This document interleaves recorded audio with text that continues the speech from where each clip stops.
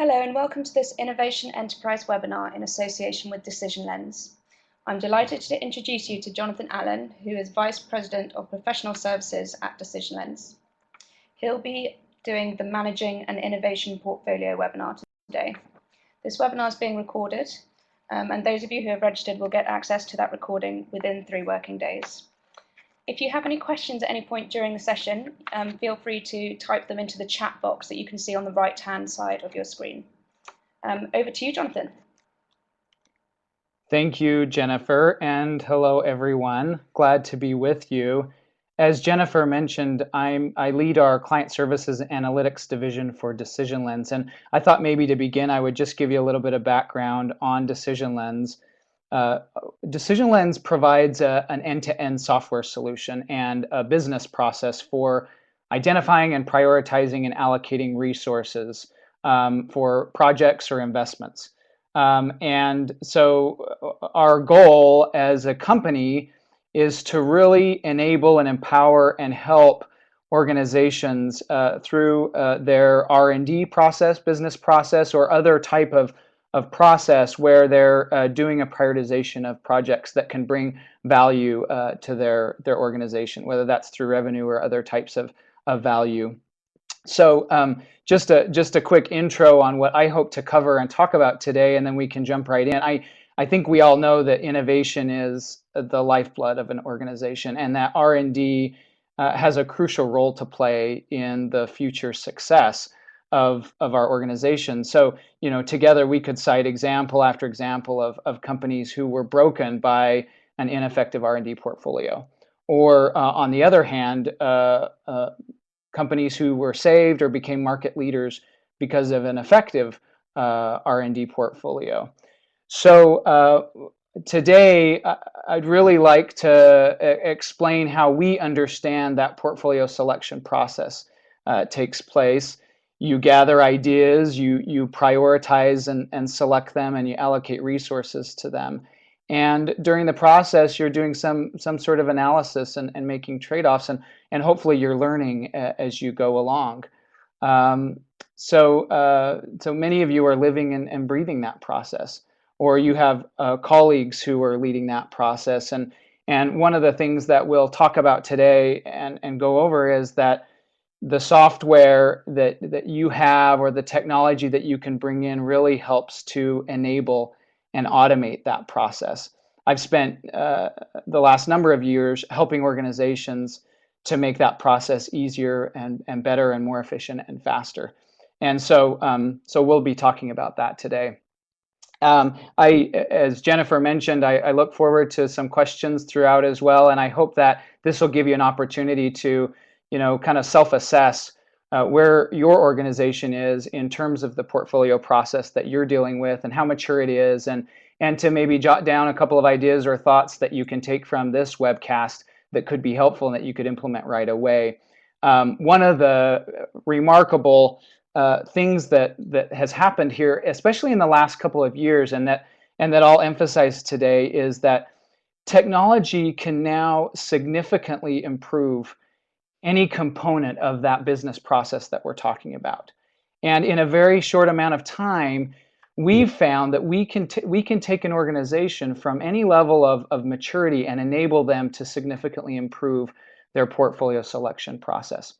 So, ideally, you can find a solution and a process that really enables you to gather and develop those ideas and iterate on them, and then select the most promising ones that you can allocate resources to and measure and track as you go along. I'm going to talk through a simplified version of that process, with the caveat that, of course, it's a little bit more nuanced and complex than a set of 4 bubbles that you see before you.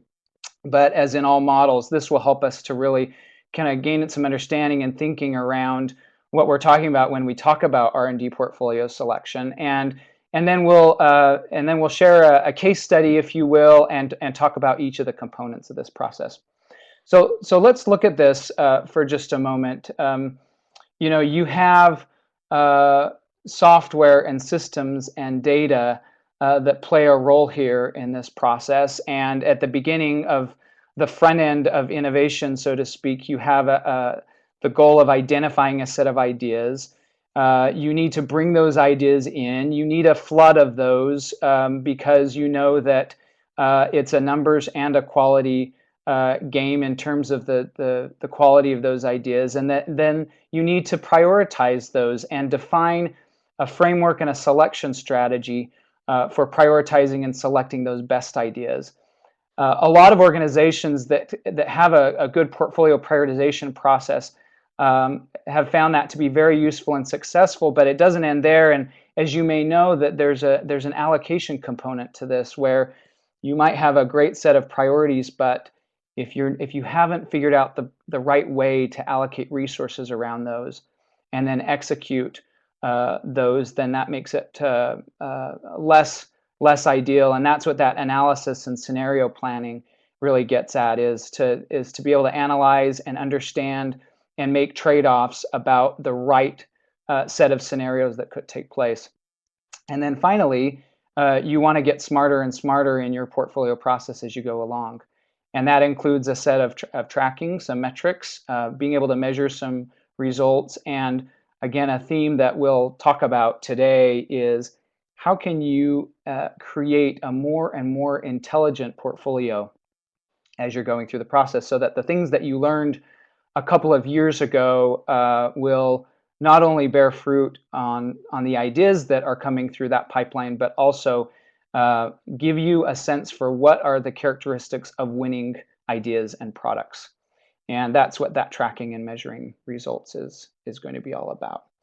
So that's it at a high level. What we're going to do today is talk through this. Now, let me just share a thought on this. We want to use a case study, and we'll use our own software to show some examples of this and how some key principles will kind of help with this process. The model that I'm going to show you, I'd like to show you that right now and some outputs of that, because I think that will help as we go back through the process. If you think of this process in terms of both inputs and outputs, of course, the outputs are only going to be as good as the inputs that you bring in and how efficiently, effectively you bring those into this process, including the ideas and the criteria that you use and so forth. So we're going to talk about a case study that will kind of help to lay out that framework. And I'm going to go there right now, and we can share some examples of how we do this. So the example that I'd like to share is a fictional consumer products company that has a series of these are product enablers. So this is in their R&D portfolio, and they're trying to build the right types of products and platforms that they can use to enable other products to be successful. And as you can see by this list on the side, I'm just going to give myself a little bit more space here. You can see a number of these alternatives or products that they're looking at, and you can see the pseudonames associated with those. And this would be an initial output of what that prioritized list looks like. So I'm going to just walk you through how this framework is set up. You can see on the left-hand side a set of criteria, and these have sub-criteria underneath, but you can see that this prioritized list is based on the strategic fit of these products, their competitive advantage, their market attractiveness, how well they leverage the core competencies of the organization, their technical feasibility, and financial reward.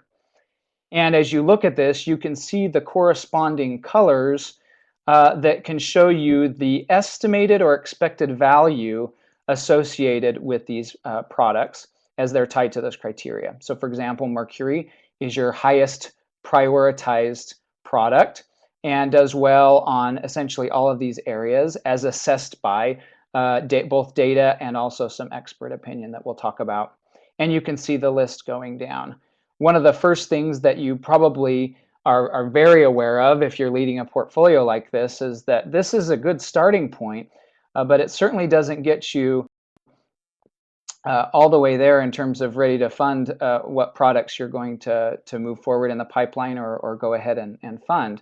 And one of the reasons for that is because this doesn't really capture yet the costs associated with this. So if you think of this as a benefit cost analysis, this is really capturing the estimated benefit of these different products. I want you to especially note a couple of products that we'll talk about, the SIAM and SINA, which are down here, fairly relatively low value on the list based on the criteria that we have. And we'll kind of keep an eye on those as we talk through this case study. So the goal of this portfolio manager is to figure out how to take this set of priorities and come up with the right scenarios that can maximize their overall confidence in the portfolio and minimize the risk of not having the kind of products that they need. I'm going to show you one other aspect of this before we jump into each aspect of the process. If you look at this same prioritized list in a slightly different visual, it helps to add some color as to what's going on with both the benefits and the cost. So this chart is really attempting to capture the value ROI, the value return on investment of these products in the portfolio. And you can see the list of priorities. I'm going to sort this by the way that you just barely saw it, with the green bar representing that value score that we saw in the last visual. And the red bar here represents the cost associated with these products. So we've now we've brought in the costs of these products, and we're looking at this list. And you can see the products as you're going down. And again, I'm going to point you to SIAM and SINA here at the bottom, who are low on the prioritized list. But notice that if I were to take this and really calculate the benefit cost, where I'm taking into account both the value as well as the cost, then some of these priorities change a little bit. And again, as an example, you see SINA here still fairly low. And according to this scenario, it's still on the other side of the cut line, and SIAM similarly, but they've risen in terms of their priority.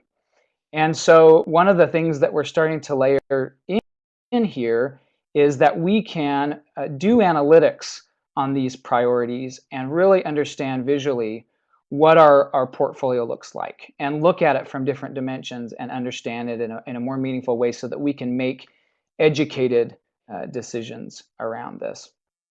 That intros the case study. I'm going to come back to this case study and show you some examples of different aspects of the process as we go through and talk through these different pieces.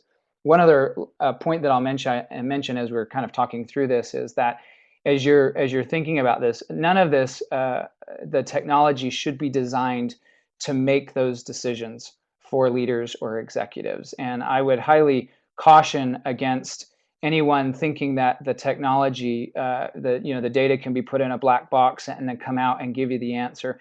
Certainly that's not best practice, and that's not something that I would recommend, having seen this work with a lot of different clients in a number of different industries. But what the technology can do is enable this process that you already have in place or that you'd like to improve upon. So let's talk some more about this process. I'm going to go into identifying ideas, and we can spend some time on this aspect of it. Every revenue generating product began as an idea. And because we don't want to just put all of our hope in one or a few ideas, we really need to consider our process for idea generation. There's been a lot that's been written on this. I was reading recently an article by McKinsey about executives and their ability and emphasis on this recently, that front end of the innovation process. And so I'll just make a couple of points on this. We could spend a whole hour on this, but one of the things that you want to think about as you're thinking about that beginning of the process is that you want to make it as easy as possible for the right experts to bring in the best ideas that can become products and that eventually can be taken to market. You want to think about this in terms of best people and best data, and what's the most efficient way to bring their opinion and their ideas in. This can be done in a number of different ways, but one thing that we found to be less successful is to do it through a set of spreadsheets or emails as you're going back and forth. And I think we can all chuckle about this because we've seen many processes work this way, and we know of some of the downfalls of doing this in terms of version control and data challenges, and then also just inefficiencies. So, take back some hours of your day and the day of some of the employees that you're working with by standardizing and automating your business use case. And if you do that, then you'll find a lot of success in the beginning of your process. Let me just give you a couple of examples. Senior vice president of a consumer products company that we worked with told us how he brought together a number of managers into a room, and their task was to come up with a set of 10 revenue generating ideas for the next fiscal year for their company. And they were each broken into groups. They came up with those 10. They had to down select to the best 2 or 3. And then those were brought in and assessed against a set of criteria. And what that did is it created a culture of innovation and a culture of idea generation, but it also was a quick and easy way to do that. Now contrast that with what I might deem an even better approach, where if you can send a link with a form to a set of key experts or employees in the company and ask them to share some ideas or produce some ideas and submit some projects for your portfolio. And that becomes just a natural, fluid aspect of what you're doing in your organization. Does it require some change management? Of course, you're going to need to advocate and sponsor this kind of activity. But as you do that more and more, and as you get the technology in place to be able to do that, then that's going to create a culture of innovation. It's going to bring in a flood of different ideas that you can bring together. In our technology, I'm not going to show you this. We have a form and an email that can be sent out. I think you probably already have something like that in place as you're bringing in these ideas. But I would just emphasize it's really critical at this part of the process to start to think through who are the right people to submit these ideas. And maybe think a little bit broader than just that executive team or that set of managers.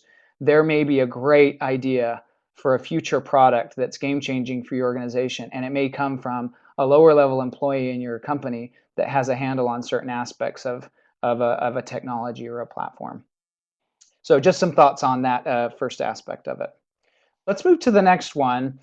This defining the selection strategy is obviously really critical. I'm going to talk through a couple of principles about this and then show you some examples.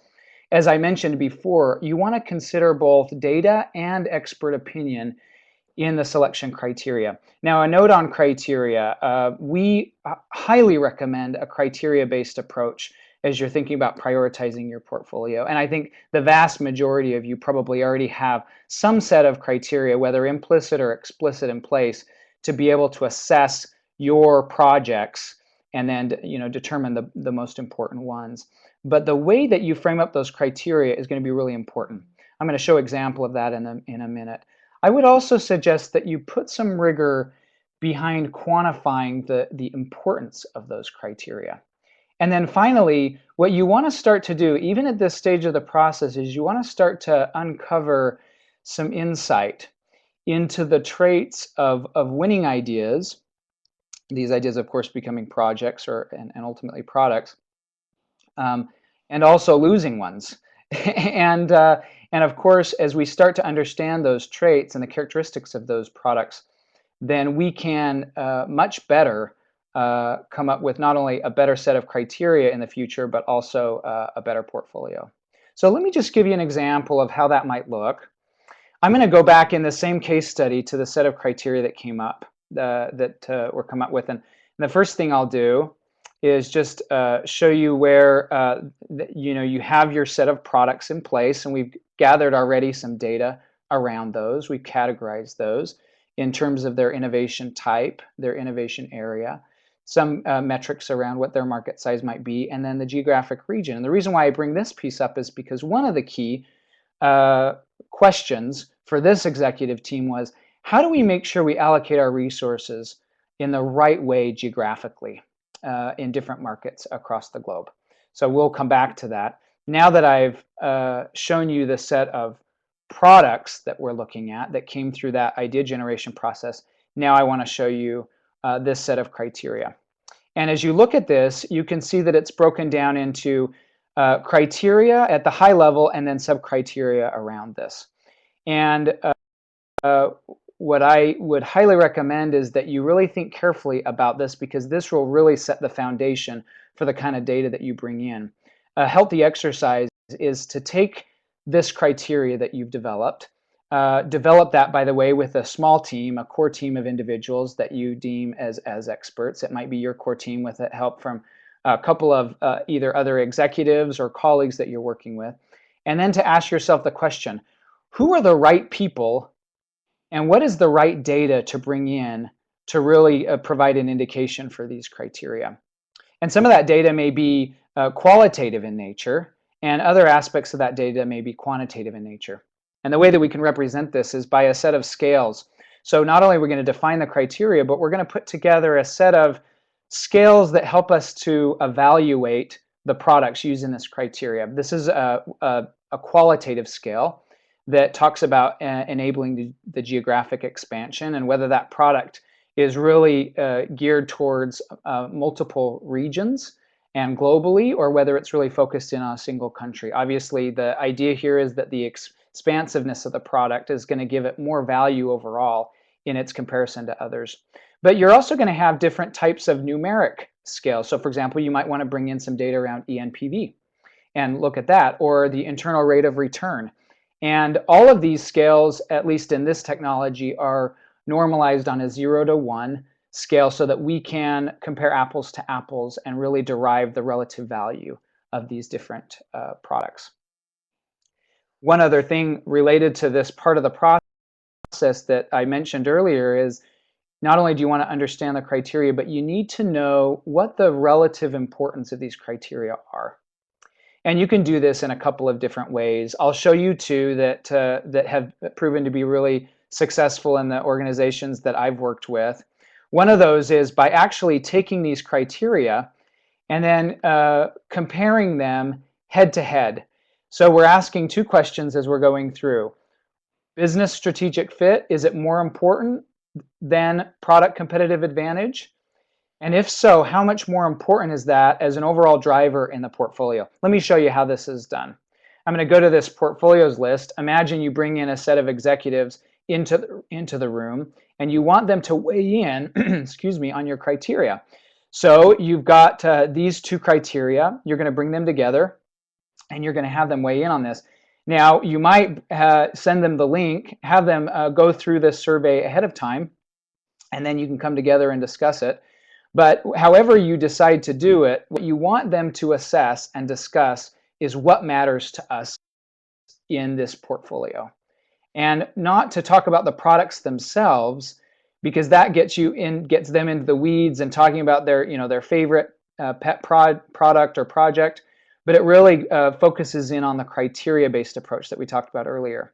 And as you go through this process and have them weigh in on this, what you're going to find is not only do you get a really meaningful set of priorities, but you're also having a very valuable strategic discussion about what matters in the organization. I was doing this recently with, excuse the sound bite, I was doing this recently with a set of executives in a medical devices company. And one of the things that came up as they were going through and weighing these priorities was, what matters more to us? Is it protecting the footprint that we have in existing products? Or is it going after new products and markets that are going to have a higher marginal benefit or revenue for us?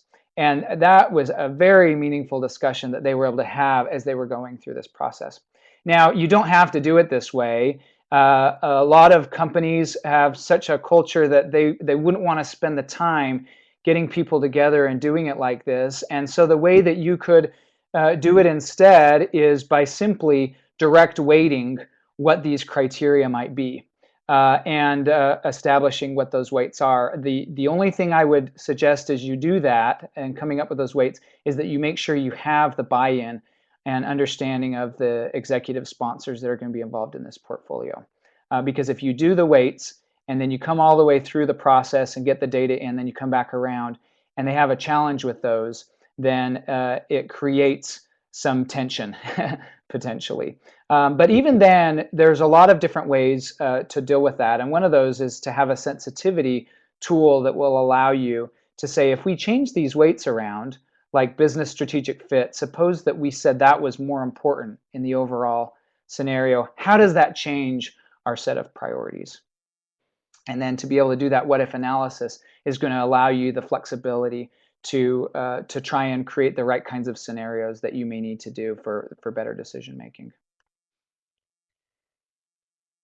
I've shared a lot here, I realize. I think the key point that I would emphasize as you think about this aspect of the defining the selection strategy is, if you can build the right criteria and you can bring in the best people and the best data to assess those products using the criteria, then you're going to be a lot more successful in your portfolio.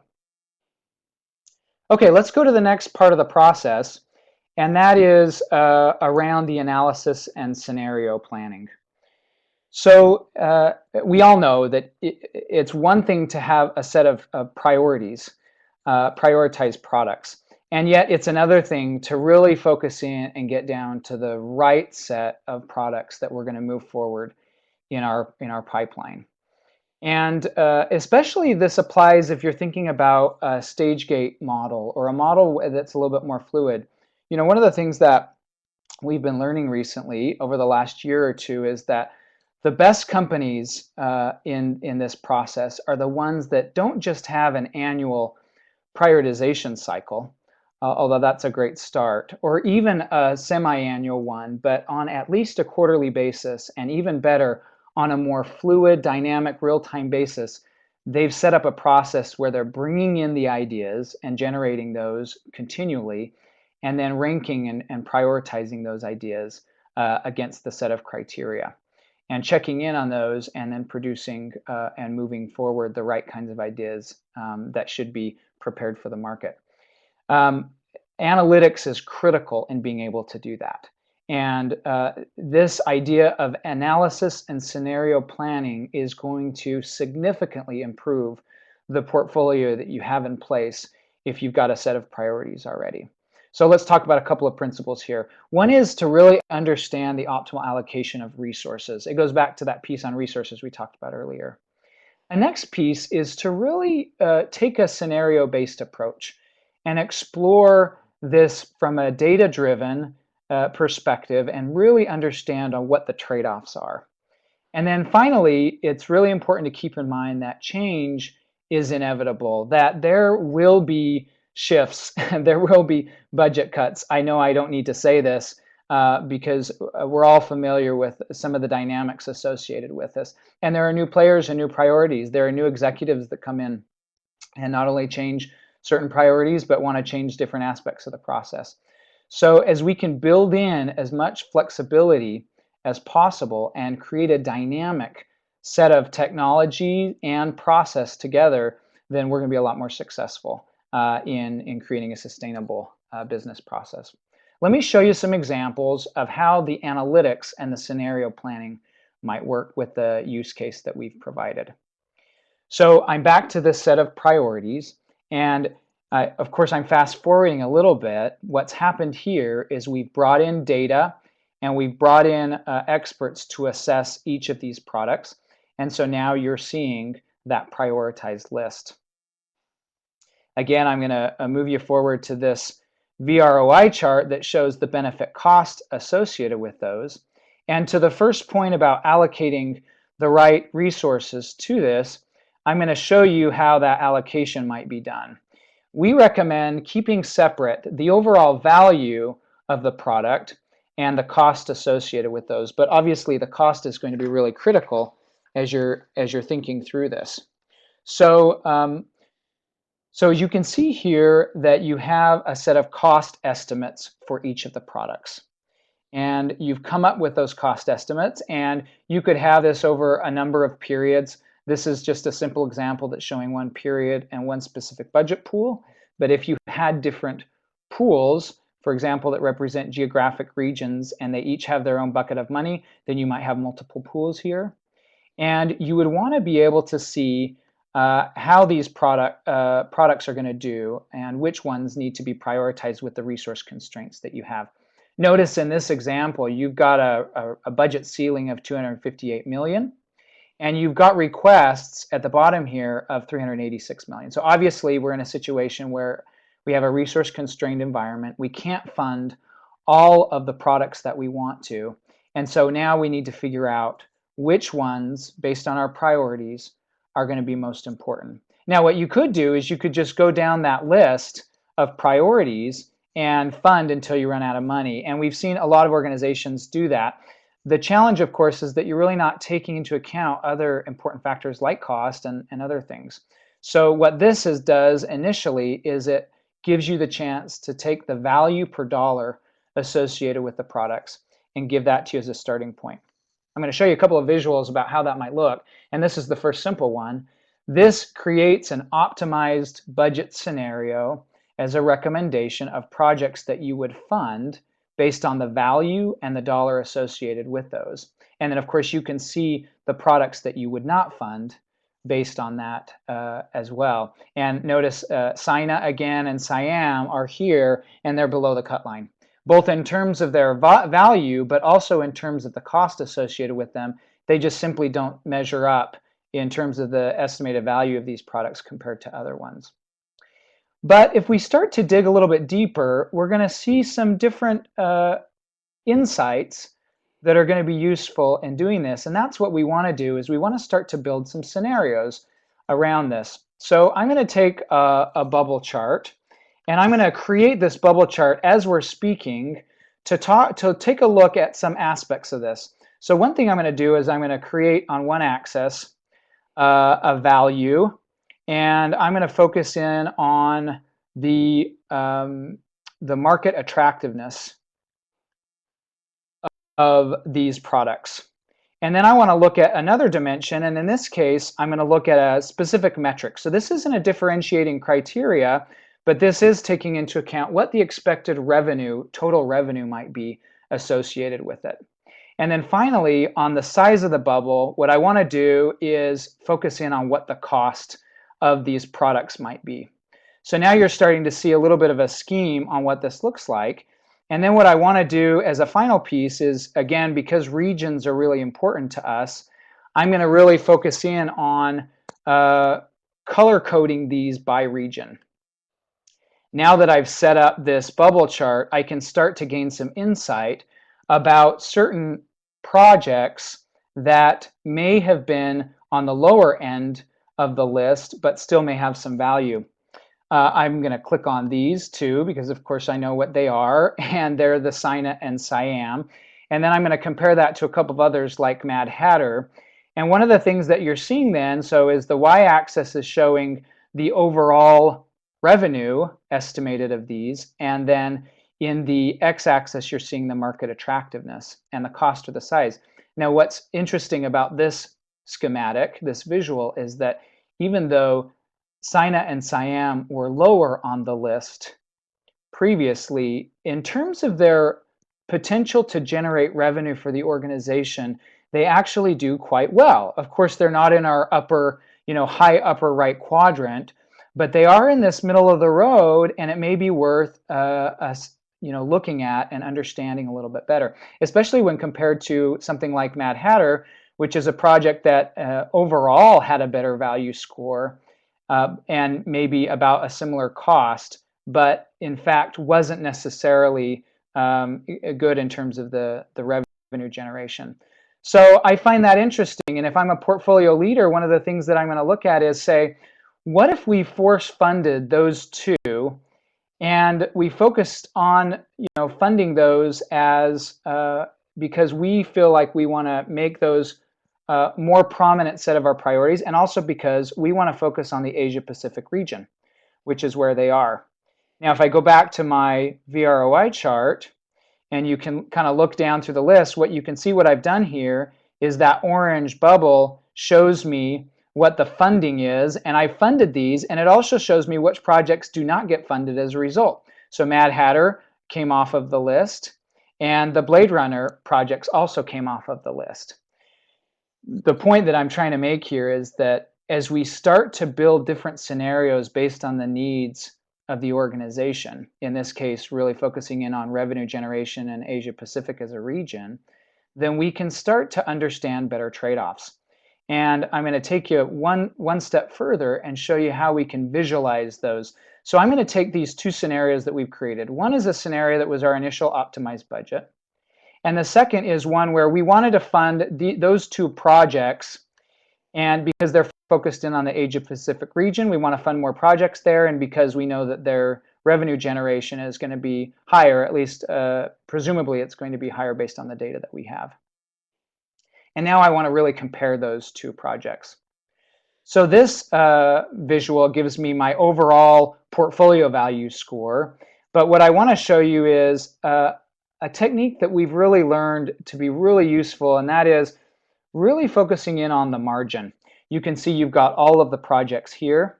You've got their costs, the value rank, based on the two different scenarios, so you can compare those next to each other. And I want to focus in on the ones that are funded in one scenario, but not funded in another scenario.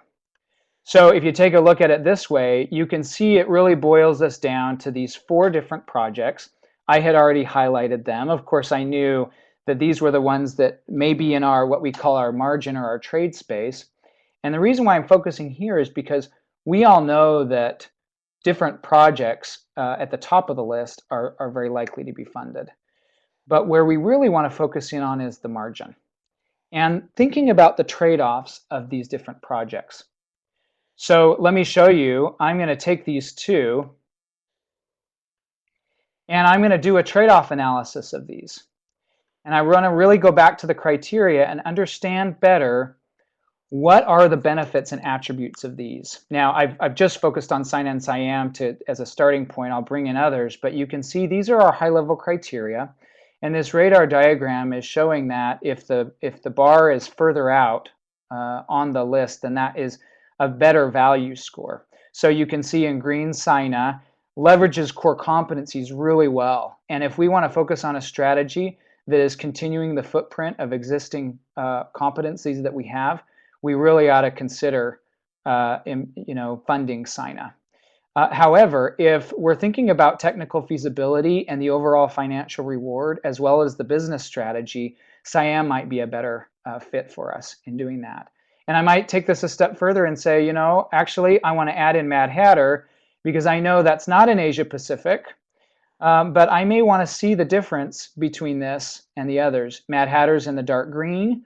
Overall, financial reward, business strategy, and product competitiveness are better. But again, SINA does so much better in leveraging our core competencies.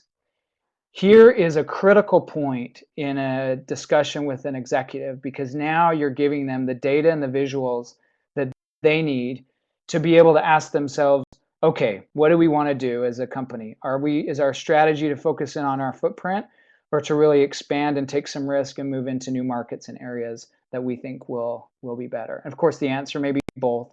And then it's a question around which scenario do we focus in on. I've thrown a lot at you, but I wanted to give you some examples of how you and your portfolio can take the right kind of analysis and scenario planning to get the results that you need. Let me go to the very last part of this process, and that is around tracking and measuring the results. So as we think about the overall process, it's good if we can prioritize our projects. It's even better if we can allocate resources and plan different scenarios. And I would say best case is if you can create the right kind of portfolio that begins to learn from itself. And what I mean by that is, as you take some of the characteristics of these criteria and then the key metrics, and you track them over time, you're going to know if what your original estimates were and the data that you provided was accurate. And being able to stay nimble and enable that real-time kind of correction as you go forward is going to significantly improve your process. Now, I realize this isn't a short term, this is a long-term goal, I had a senior vice president from a large biotech company say to me when we were talking about this, he said, that's the holy grail. If we can get to a point where we're learning from our R&D portfolio about over time which ones are building us the greatest value and profit as an organization, then we're going to be a lot better at this. And he's absolutely right. You really want to build in some intelligence and learn from the data to adapt and gain confidence in your plan. I'm going to show you just one example of how that might look. And of course, there are many others.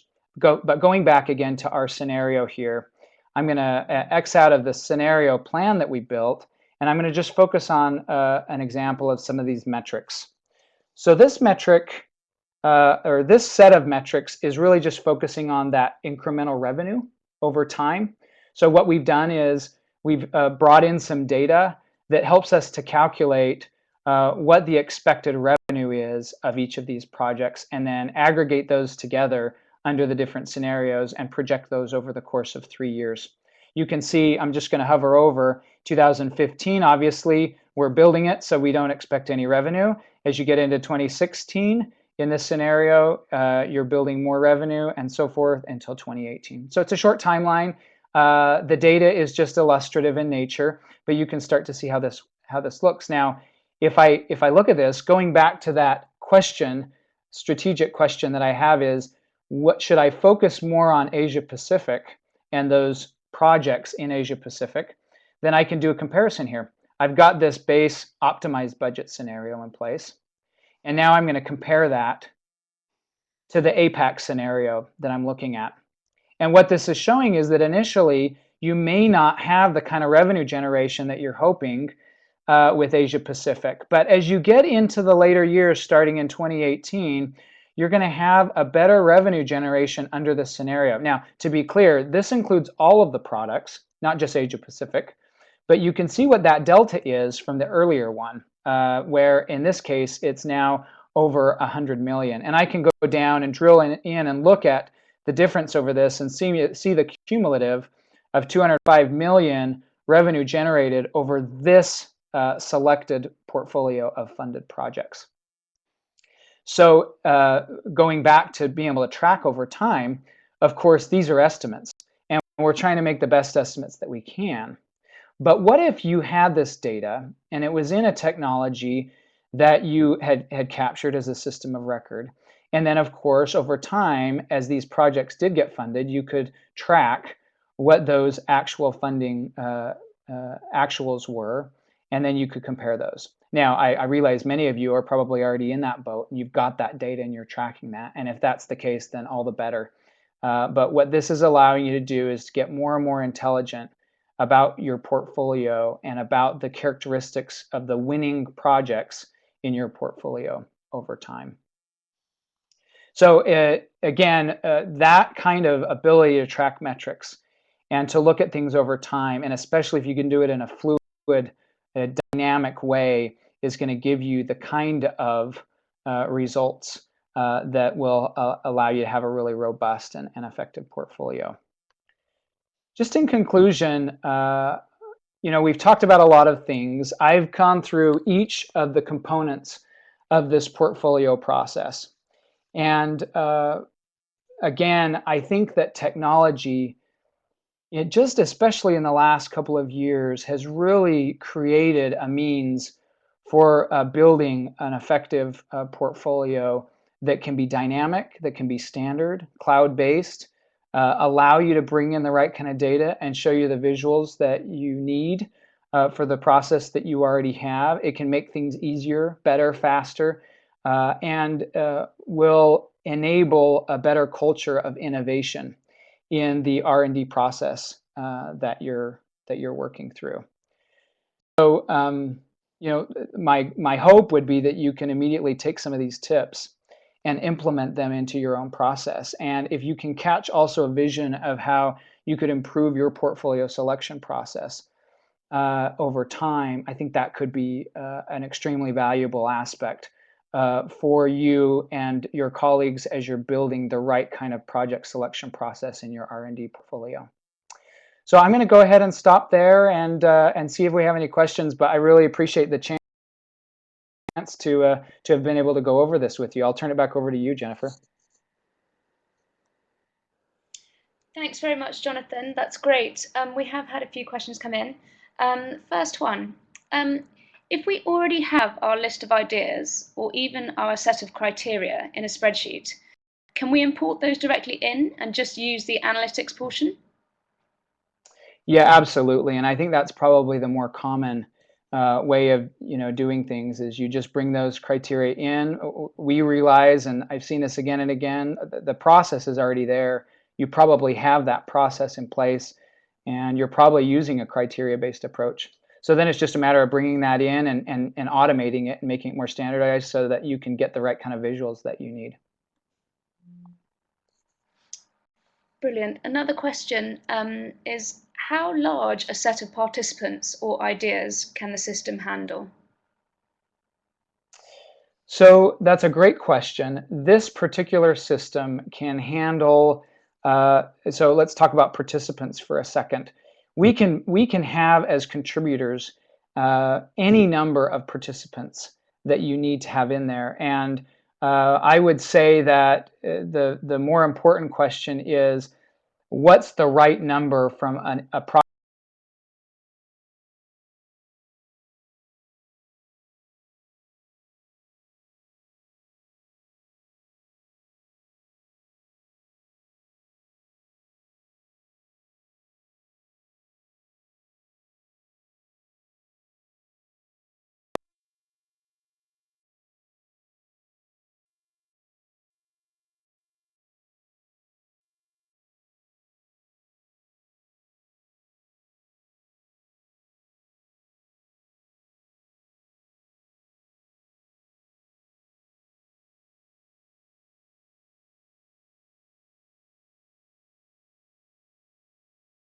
But then you